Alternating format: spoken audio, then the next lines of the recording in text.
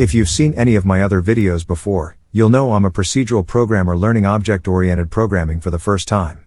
These videos have been made to run alongside my blog, which contains much more information and insight about the things I'm learning.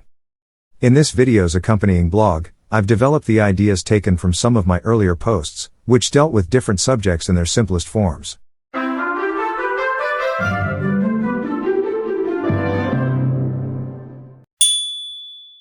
Let's now take our first look at inheritance. This video and post talk about using inheritance to build layers of abstraction, allowing the programmer to have much more control on how their objects work.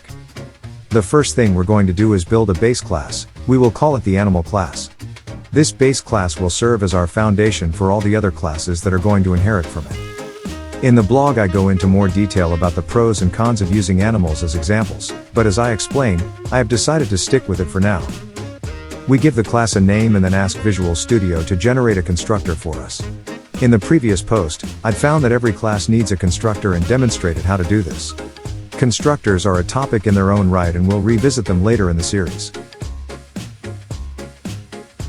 The next thing we're going to do is generate a private variable. By private, I mean that only code in this animal class can access it. It will not be changeable or even visible to outside code. Variables, properties, accessors, and scope are subjects in their own right, which we'll come back and discuss in the future post. So we'll declare our private variable, and when it's initialized, its value will be set to 0.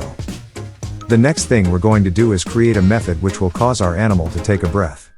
All this method really does is add 1 onto our variable each time it's executed from the external code.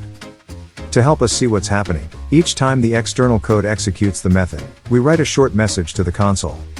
I touched on the console in the first video of the series.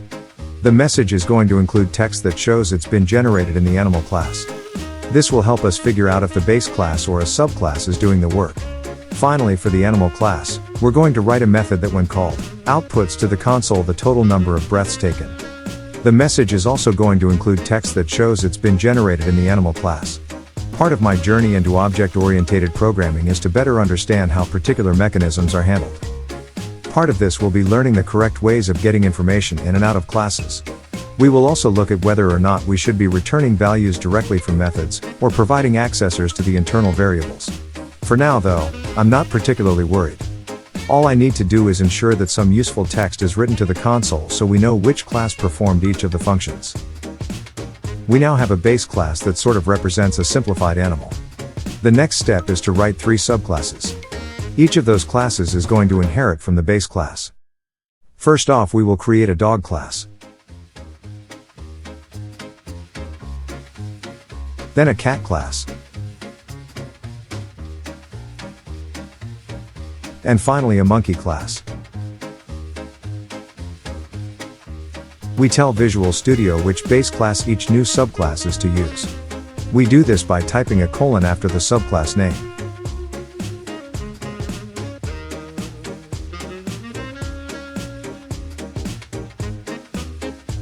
The colon is then followed by the name of the base class. I'm going to create the structure of each class first, followed by a simple constructor for each of them.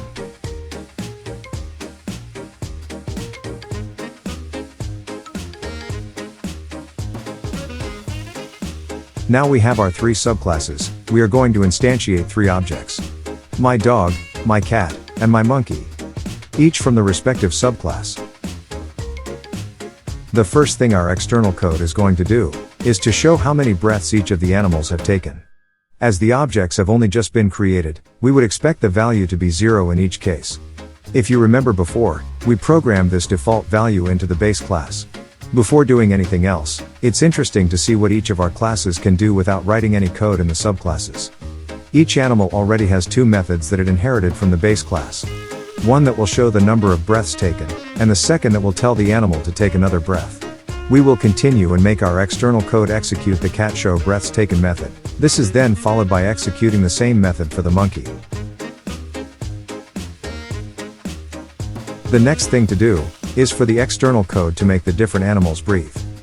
To prove an important point, we're going to make the dog take 1 breath, the cat take 2, and the monkey take 3. This is to show that even though each subclass inherits from the same base class, which only has one variable, the cat, dog and monkey objects are all created independently of each other, with their own copy of the variable breaths taken. Finally, we repeat the earlier step and show the current total breaths each animal has taken. We are expecting the dog to take 1, the cat to have taken 2, and the monkey to have taken 3. It's as easy as that. We now have 3 subclasses, all inherited from a single base class and ready to test. Remember that no practical code has been written in any of the subclasses. The single base class is doing all the work.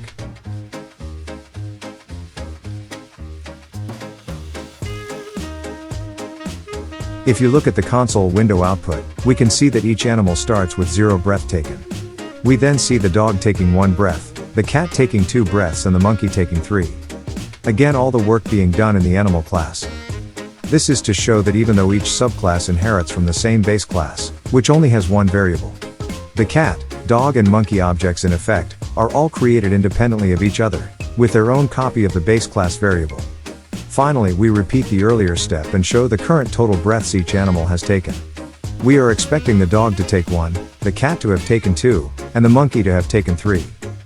It's as easy as that. We now have 3 subclasses, all inherited from a single base class and ready to test. Remember that no practical code has been written in any of the subclasses. The single base class is doing all the work.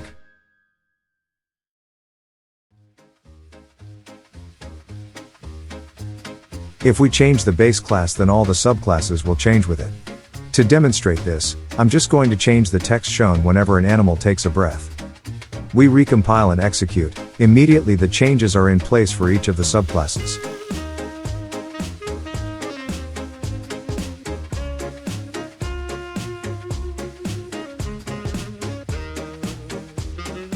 It's now time to add some specific functionality to the dog, the cat, and the monkey.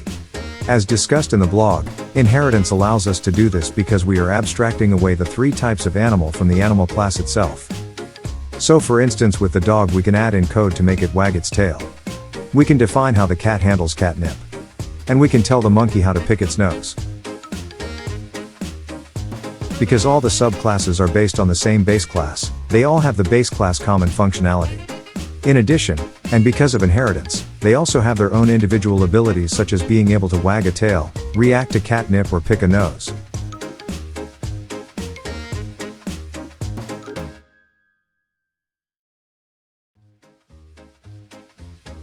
If we execute the program again, we can see the original results are identical to before, but in addition, we also have some extra functionality only relevant to each specific class of animal.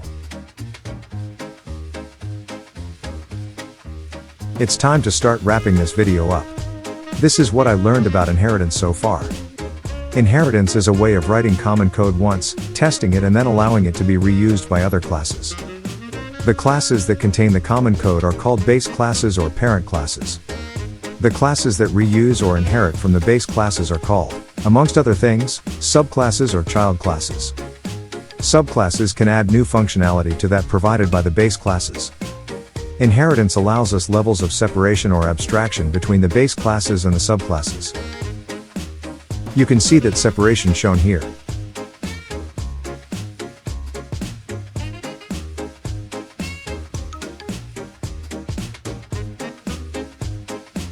The 4 pillars of object-orientated programming are often listed as inheritance, abstraction, encapsulation, and polymorphism.